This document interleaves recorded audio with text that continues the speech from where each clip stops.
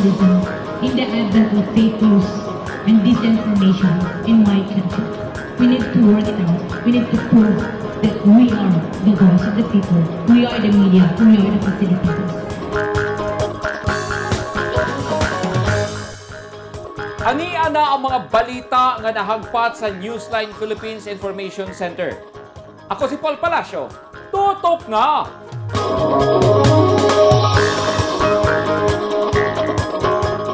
Sa mga headlines, abogado ng iyang bana nga gipangpatay sulod sa subdivision, nakuhaan og video sa CCTV.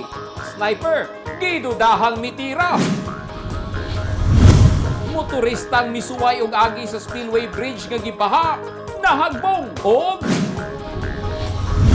LTO Davao del Sur, gidagsang sa mga tao human sa duha ka semanang lockdown.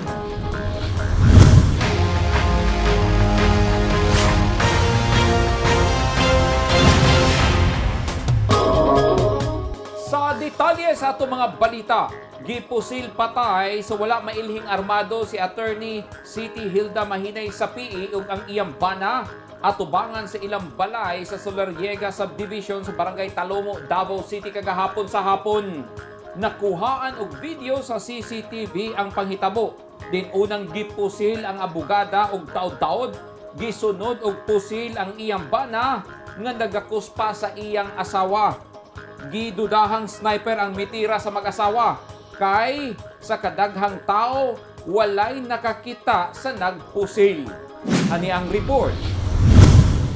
Daghan permi og bisita ang balay og law office ni Attorney City Hilda Mahinay sa PE sulod sa Solariega Subdivision sa Talomo, Davao City. Kadaghanan niini iyahang mga kliyente ug nagpakonsulta sa kaso. Pasado alas 5 kagahapon, daghan usab og tawo sa ilang balay kay naa kini programa sa radyo ug online nga Justice Redeemer. Diin si Attorney Mahinay sa PE ang usa sa mga host. Subay sa report sa mga pulis, pagkahuman sa radio program, migawas kini og balay kay sumala sab sa iyang mga kaubanan, buot ni ining tan-awon ang bag-ong gipinturahan nga sakyanan sa iyang panyero.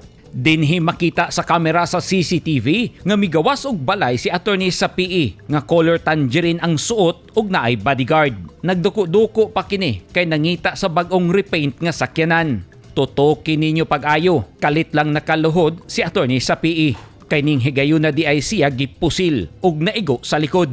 Tanawa sab ninyo sa laing video sa CCTV. Nagkaguliyang na ang mga tao kay nalibog sila kung asa gikan ang buto. Taod-taod, migawas og balay ang bana nga si Muhaymin Muhammad sa PE og gigakos ang asawa. Ang ubang tao nangita na og sakyanan aron dalhon sa hospital si attorney. Tutukin na sab ninyo ang video sa CCTV nga samtang nagakos ang mag-asawa og naapay mga tao sa palibot.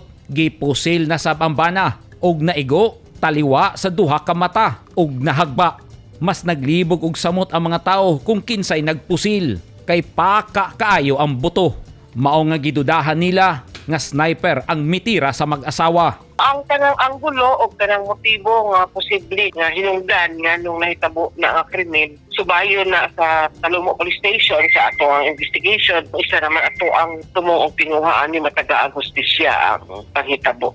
Gibalikan sa mga pulis ang crime scene kaganihang udto ug nag-ocular inspection. Misulod sila sa usa ka balay basin na ay makuhang ebidensya.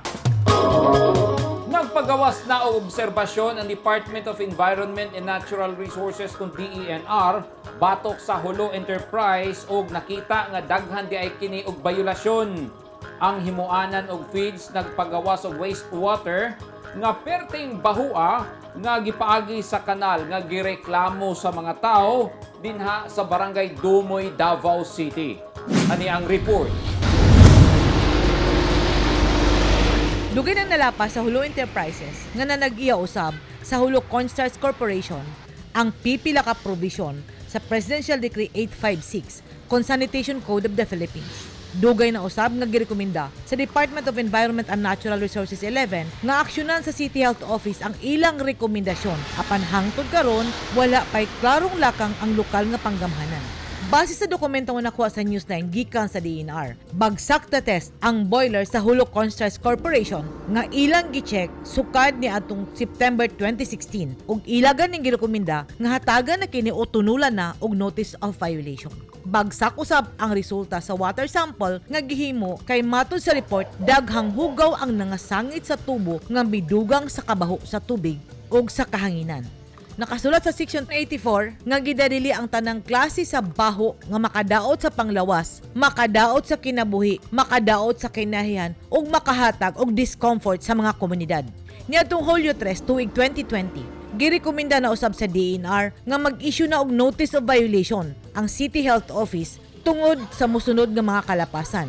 Ang paglabay sa wastewater nga walay balidong wastewater permit, ang paglabay sa hugaw sa tubig sa kanal, sa creek ug sa yuta, ug ang wala pag-report sa insidente sulod sa 24 oras.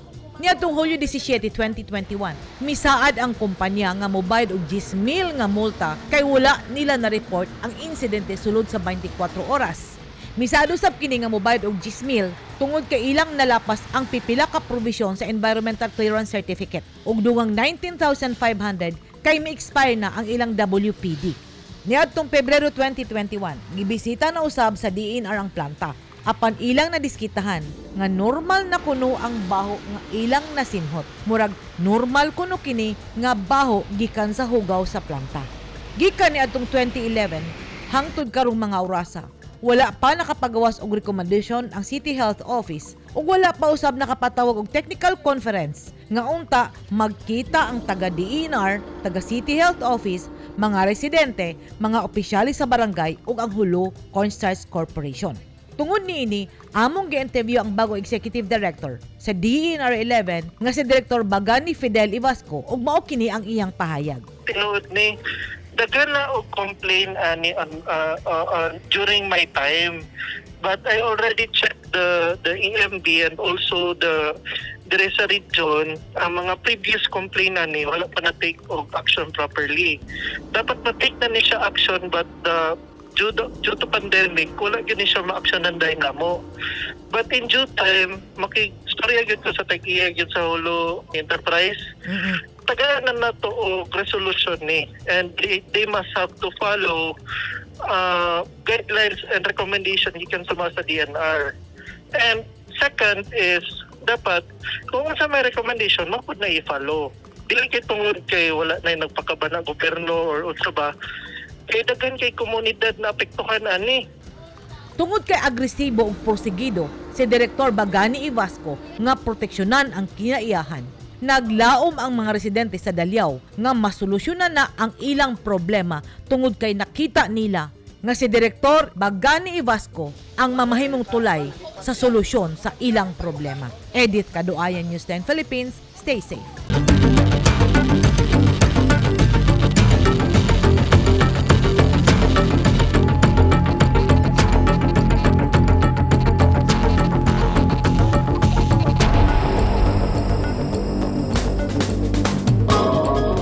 This portion is brought to you by Toyota. This portion is brought to you by Philippine Sports Commission. This portion is brought to you by Rizal Memorial Colleges. Gidagsang sa mga tao ang opisina sa LTO sa Davao del Sur human mibalik ang ilang operasyon hinungdan nga nagponsisok ang mga tao.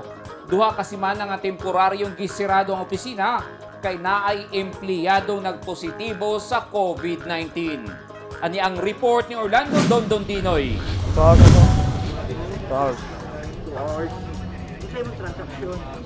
Dakpan. Pero taga diri ra ka. Davao.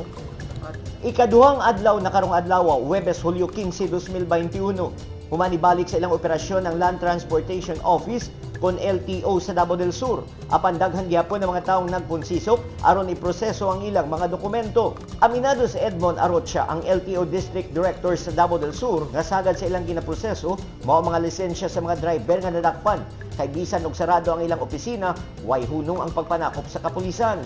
Duha ka semanang lockdown ang opisina sugod niadtong Hunyo 28, 2021. Sa mga nadakpan, medyo ubay-ubay gud kayo sila, no? Kay maski nag-lockdown yang atong mga kapulisan, noon sige lang gyapon sila pa-implementar ning ato ang Republic Act 4136 nga balaod sa ato ang LTO ug bahin sa ato ang rehistro.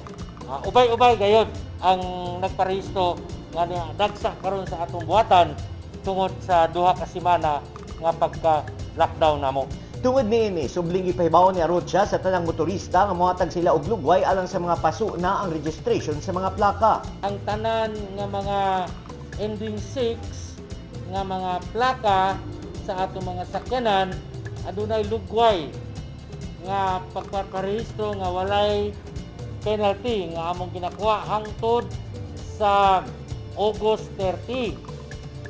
Mao na ang sa mga ending 6 nga plaka. O sa mga ending 7 aduna usab siya lugway nga mga lugway nga pagparehistro taman sa September 31. Mao kana siya og sa ato ang student permit ug sa lisensya katong nagsugod o katong nag-expire atong June 15 hangtod sa June 30 aduna sila lugway nga extension taman sa Agosto. Apan dili lang ang LTO ang ginadagsa sa mga tao kundi apil sab ang mga emission center o insurance company o miagi sab sa taas nga linya. Napa-emission ko rin sir nga sa kadaghang tao yun, dugay-dugay yun, nahuman kay halos na tapulog yun rin. Ganiha pa ko mga alas 6 yun, rin buntag. Medyo busy yun sir, karong adlawag yun kay mapay pagbalik sa LTO karon. Transaksyon yun sir, gikan pag open gahapon kay gahapon man nag-resume. Loaded yung kayo ang kuan, kaning ato ang mga customer. Nangadlawan yun sila, mura silang nakalitan. Nya kami po, isip ng empleyado na busy po may pag-ayo. Nya ang limit sa gas, kay 48 ra man siya vehicle sa gasolina, sa kadlaw 48 ra katong makiter. Then sa diesel 32. Sayo pa lang pulibok na tan. Ya ang uban luwelay kayo kay balik gid sila sa area nga wala gid may mission ilang kuan. Ay ilang unit. Painumdum sa LTO sa tanang adunay transaksyon sa ilang opisina nga tumanon ang tanang minimum health protocol aron di masubli ang ilang lockdown nga miresulta sa pagkatanggong sa daghang transaksyon. Orlando Dundundinoy, Newsline Philippines, Digo City, Davao del Sur, stay safe.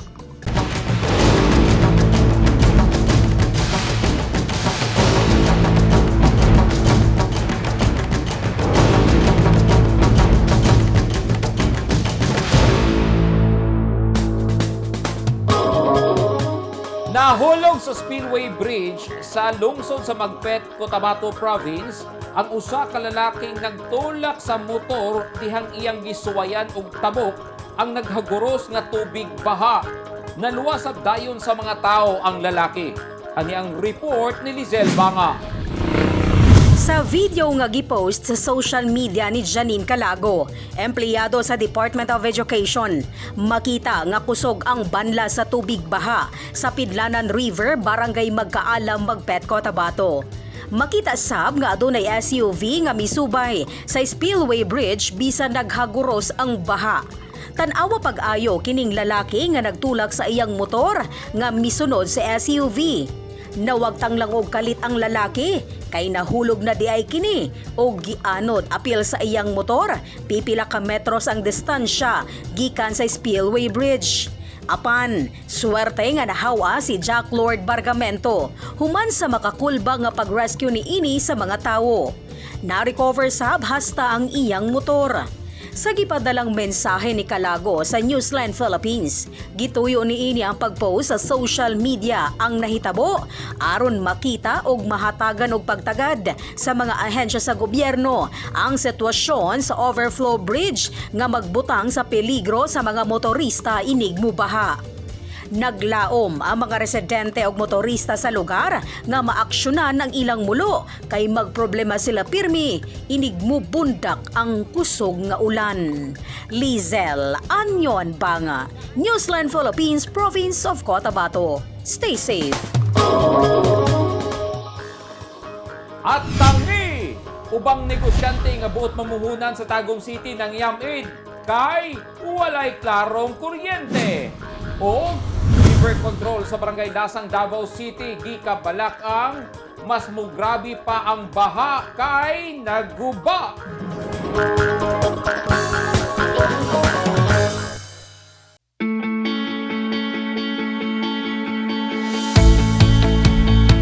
Gusto ba mo og barato ug orihinal nga mga construction supply? Sa kadaghan sa imong pilian, all-in-one ang imong pagpamalit.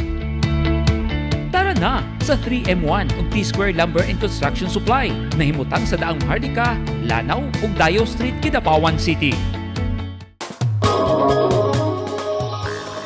Tumaya at manalo sa PCS o Lotto. Sa bawat bili mo ng tiket, nakakatulong ka na sa kapwa mo at pwede ka pang maging milyonaryo.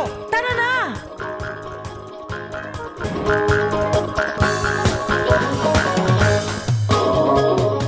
Wala pa'y kasiguruhan ang sitwasyon karon sa mga residente sa Barangay Lasang, Davao City. Kay makulbaan sila, inigmubundak na ang kusog nga ulan, hilabi na kung muulan dito sa Paquibato District ug bahin sa Davao del Norte. Kay siguradong bahaon ang ilang lugar ug naguba pa ang ilang river control. Gani nitong milabay nga Lunes, adunay duha ka PWD nga gitabang ang rescue team sa barangay. Ani ang report. Ikaduhang higayon gibaha ang Barangay Lasang ning Bulana. Una niadtong Hulyo 9 ug ikaduha niadtong Hulyo 13 nga mo'y pinakagrabe kay lapad-lapad na nga lugar sa barangay ang kalit gibanlas. Gani aduna pay gitabang nga duha ka PWD ang rescue team sa Barangay Lasang. Mag-igsuong buta ug ang usa dili makalakaw. Sumala ni Barangay Kapitan Alan Simuag, kapin 500 ka pamilya ang naapektuhan sa baha niadtong Lunes. Ang Virgo nakaduhaan sila manang wa pagani maga ang ilahang mga gamit, balik na po sila sa ilahang pagpanghinlo. Usa sa gikabalak-an karon pag-ayo sa mga residente sa Lasang ang naguba nila nga river control. Kay gihulagway ni Kapitan Simuag, moabot sa usa ka gatos metros ang gitas-on sa naguba nga flood control project sa DPWH. Paligunon lang ang mga mitigating measures labi na gyud sa infrastructure kanang mga river control, ang mga drainage kinahanglan nga i-arrange, pero ang short term gid nga paganahon gid nato ang emergency plan sa barangay kay importante sa panahon sa pagbaha, ma-secure gid nato ang ato ang mga katawhan. Human sa duha ka hugnaan nga baha sa Barangay Lasang, balik normal na ang sitwasyon sa mga tao karon ug nahatagan na sab og hinabang ang mga biktima. Wala hinoy na report nga missing o namatay. Sa pamilya nga matinabangon sa mga dinaog-daog, dali maduulan ang mag-asawang gipang patay sa wala mailhing armado sa Sulariega Subdivision, Davao City. Gani, mudawat pa kini og pro bono services ug bisan prutas lang ang ibayad sa kliyente, dili na kini igsapayan sa mag-asawa. Busa hustisya ang ilang singgit nga mahatag ngadto sa gipang patay. Ani ang report. Gihulagway sa mga anak ug staff nga manggihatagon, matinabangon, musabot sa mga nanginahanglan ug labaw sa tanan, mutabang sa mga gidaog-daog si Attorney City Hilda Mahinay sa PE, mapinanggaon nga inahan ug musuporta sa mga kinahanglanon sa eskwela sa mga anak. Sa manghinatagon siya dili na siya mangwinta. Kung unsa iyang ginahatag, ihatag jud na niya sa walay pagduha-duha sa kulang or sa kanang sobra pa, di na siya mangayo og kanang kambyo pa, kumbaga. Daghang gihuptan nga kaso si attorney sa PE ug kadaghanan niini problema sa yuta. Gani matag adlaw adunay magpatabang nga moadto sa iyang balay sa Sulariega kay naay problema sa yuta. Dili sab kini mo demand og bayad. Hilabi na kung muprangka ang kliyente nga wala kini kwarta. Hangyo lang, bala. Ngayon sa hangyo, wala may kwarta. Okay lang. Sige lang, balik lang mo. Basta mahimuan lang nato na. Di na siya mga yung nagbayad. Basta, mato dari, tabangan na ni mami. Kung kaya niya, di siya busy. Bisa nagkalisod na, mangita gyud og paagi si attorney sa PE nga masuportahan ang pamilya. Nato hindi dol dari kay na dimoli silang balay, gitagaan nila mami o nila aba o kanang support kay namatay niya mantayan sila, so gitagaan jud nila kay naman sila kwarta. Kung na sila kwarta bahala gamay man lang or dako basing gamay lang na ihatag jud na nila, kuuton jud na nila, bahala kami Kay kabalo naman sila na kaya na namo among sarili. Usa lang ang ginapahinomdom permi ni attorney sa PE sa iyang mga anak nga mao ang pag-eskwela kay naa silang mag-asawa nga mosuporta. Eskwela jud mo balaod aron dili mo daog-daogon. Mao jud na iyang permi ginaingon sa mua. Dapat mo makahibalo sa balaod kay magkinaunsa dili mo daog-daogon kay kabalo mo sa balaod. Mao jud na iyang permi instill niya sa among mind. Kining mga picture frame sa mag-asawa ang handumana na lang sa pamilya. Ug kining mga file sa kaso nga gihuptan sa ilang inahan, ang usa sa ilang giproblemahan. Hilabi pa nga nagadawat ta sab kini og kasong kriminal. Buot karon nila Ganggang ug Debs nga ipadayon kung unsay trabaho sa ilang inahan. Second year sa law school si Ganggang ug nag-law school sab si Debs. Nangyamid ang ubang mga mamumuhunan sa Tagum City kay basin malugi lang ang ilang negosyo tungod sa walay klarong supply sa kuryente. Gani damgo sa Tagum City nga makuha ang dungog nga City of Lights nga usa-unta sa makaagni og negosyante. Ani ang report. Ubay-ubay na nga dagkong kumpanya og patigayon ang unta gusto magnegosyo didto sa Tagum City. Apan, tungod kay walay kasiguruhan ang supply sa kuryente, tanan sila miatras. Gani, sa housing program pa lang sa city government, gikinahanglan na magbutang og pondo ang lokal nga panggamhanan aron sila masugaan. In a year, mga nasa 70. That was 2 years ago. Di na ko ma-memorize. For this city hall lang, more or less namin sa 1 million per month. Kini lang nga building. So, including other enterprises, should be about 4 million. Something like that. 3 to 4 million a month. Gisaysay ni Mayor Alan Relion nga dugay nang nagdamgo ang taga-Tagum nga mamahimong City of Lights. Apan, dili gayud kini matigayon tungod kay hangtod karon nagpabiling kulang ang kuryente sa iyang dakbayan. Ug sagad sa dagkong pamilya nagpabutang na og mga solar lights aron masustinahan ug mahayagan ang ilang mga panimalay. Tungod niini, nagdesisyon ang mayor nga muuban sa panawagan sa iyang katawhan ug sa ubang mayor sa Davao del Norte nga mubiya na sa Northern Davao Electric Cooperative Conordeco. That's the real sentiments now of the people of Davao del Norte, particularly in Tagum City. Na parabagang i-release na, no? Hatagan free hand na mabuo ang Davao del Norte as one province. Kami sa city, sa original namo nga plan nga magsarili, musabay nami sa probinsya sa Davao del Norte, so that one leadership na ta, no, with the support sa governor, mga mayors, and para open nami with the stakeholders to decide whether to come up with a sariling electric cooperative or go to the private company, whichever nga mas madali o mas ma-achieve matuman ang gusto sa mga katawhan nga mamubo ang ilahang balay runon, comparably nga mas naay private gani nga company nga mas mubo gani sa pagkakaron and mas grabe pa ilang services compared diri sa amo under the Nordeco. So I think tanang tao ana kung under gwapo nga pangunahuna didto gyud padulong the best service nga affordable. Giklaro sa mayor nga gusto niyang sundon ang Dasureco sa Davao del Sur, Doreco sa Davao Oriental, nga usa lang ka power cooperative ang nagserbisyo sa usa ka probinsya ug dili sama sa Nordeco nga nagserbisyo sa Davao de Oro ug Davao del Norte nga miresulta sa kakulang sa supply sa kuryente. Gani naibog ang City Government of Tagum sa Panabo City kay nakakolekta kini og 14.7 million gikan sa franchise tax nga gibayad sa Davao Light and Power Company didto sa ilang lokal nga panudlanan. Dili usab kunot balansi ang tingog sa Nordeco Board kaysa 12 ka board members, 11 niini ang taga Davao de Oro ug usa lang ang taga Davao del Norte nga nagikan sa Island Garden City of Samal. Walay personal nga kasuko si Mayor Leon sa Nordeco. Apan, doon na siya mensahe kanila.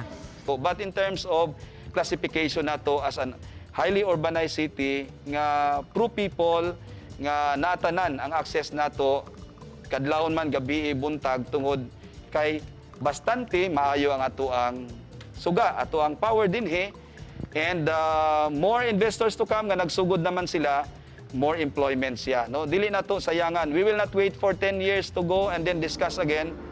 Time is of the essence. So i-voice out ninyo, no? Gisugdaman naman ninyo ang inyong tinuod nga gibati, and we are here. Kami sa local government ipaabot na ang inyong mga sentimento. Nagsugod naman mi openly sa amuang stand, and with you backing us up, nya pariyo ato ang tumong tinguha, matagumpayan yun nato ning tanan. Ang Nordeco gihatagan og congressional franchise isip cooperative nga mag-distribute og kuryente sa Davao de Oro ug Davao del Norte. Ang franchise nga gihatag kanila dugay pa mo expire.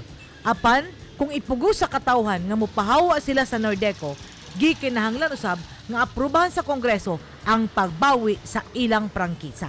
Edith Caduayan, News 10 Philippines, stay safe. Gipasidunggan sa PNP National Headquarters ang Digo City Police sa ilang performance tungod sa pagpatuman sa PNP Patrol Plan 2030. Kay nakita ang kakugi sa mga pulis sa ilang tagsa-tagsa ka mga responsibilidad. Ani ang report ni Orlando Dondondinoy. Gikalipay sa mga sakop sa Digo City Police Station o DCPS nga sila ang nakadawat sa Silver Eagle Award kaginambuntag Huwebes, Hulyo 15, 2021. Ang pasidungog nakabot sa DCPS tungod sa epektibong implementasyon niini sa PNP Patrol Plan 2030 ug nahimong highly capable, effective ug credible police service. Sumala ni Police Lieutenant Colonel VC Anthony Tababa, hepe sa DCPS. Nakatabang og dako ang pasidungog aron mas magkugi pa ang kapulisan sa dakbayan sa ilang serbisyo sa publiko. Mahalaga ito, lalo na sa mga moral ng ating kapulisan and even sa perspective ng ating pamamayan at sa kanang PNP hierarchy. Dito kasi nasusukat kung compliant po kami, no, sa pagbigay ng serbisyo publiko as well as sa pagganap ng aming tungkulin bilang mga membro ng ating PNP.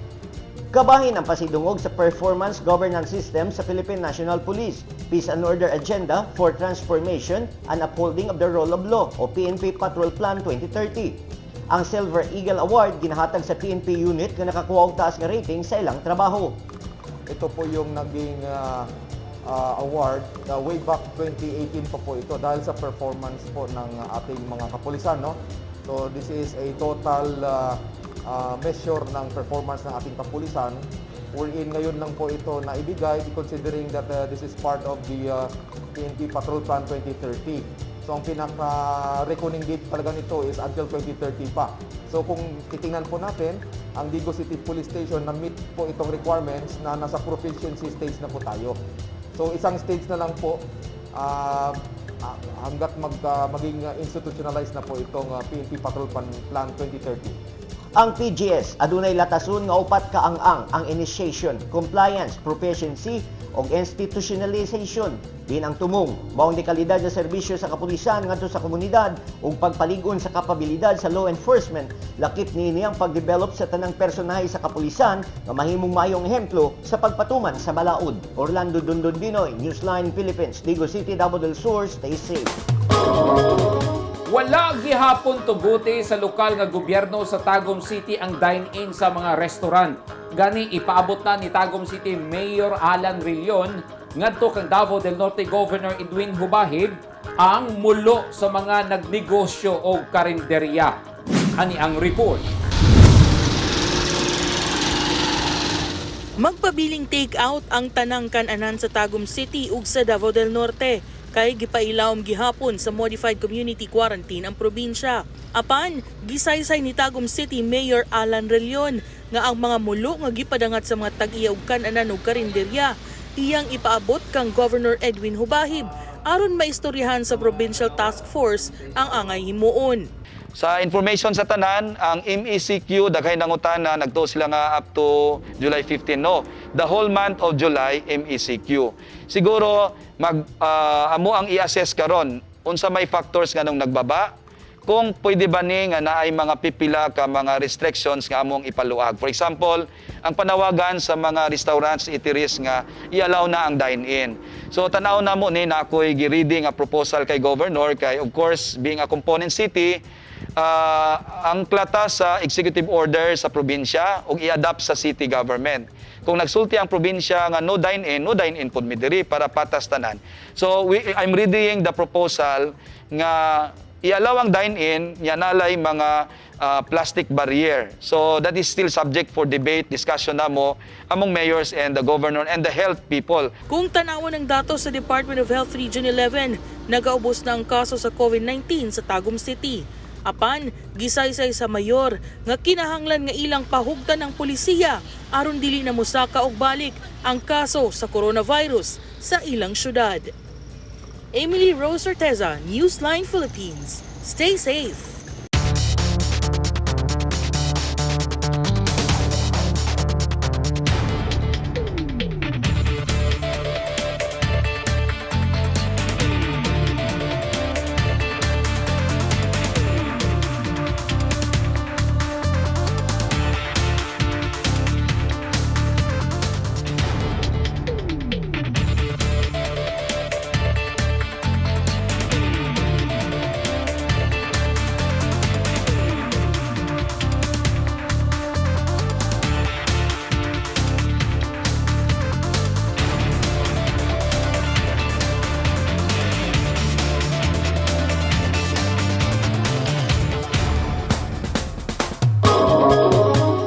Kadto naghingpit sa mga balita nga nahagpat sa Newsline Philippines Information Center. Alang sa dugang balita, bisitaha ang website nga www.newsline.ph, sa Facebook page, Instagram, newsline.ph, o sa Twitter, newsline.ph. Kung adun na mo'y mga balita o impormasyon sa inyong tagsa-tagsa ka mga lugar sama sa sunog o baha, mamahimo ka na ninyong i-share pinagi sa Newsline Messenger. Makita usab ninyo sa Channel 50 sa Sky Cable sa Davao o General Santos City. Ako si Paul Palacio. Daghang salamat and stay safe!